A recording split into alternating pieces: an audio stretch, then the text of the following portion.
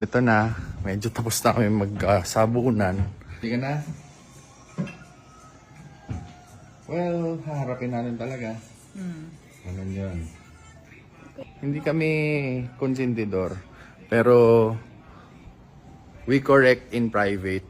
Pero syempre, kailangan nyo malaman na ginagawa naman namin yung mga tama at mga the best na paraan paano manghingi ng sorry.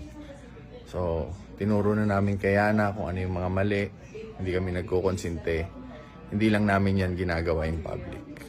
So, tignan natin. Punta natin. Hanapin muna namin. Yan. So, punta na natin ha. Okay ka na ba? Tanggap mo na?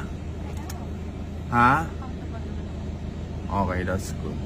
Pupuntahan na namin. Yan. Dito na kami sa work area ni Mang Jimmy. Hopefully maabutan naman siya. Tayo na lang daw. Pasensya na po talaga. Pero ayun, gusto ko kasi personal manghingi ng pasensya si Yana. Kasi kung public apology, oo, may kita nila, pero iba pa rin yung personal syempre.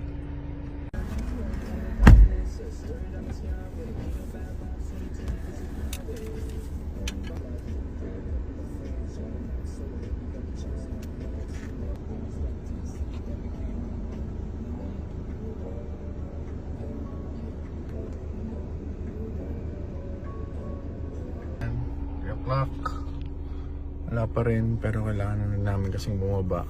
So, mamaya na lang gagawa na lang ng public apology video to.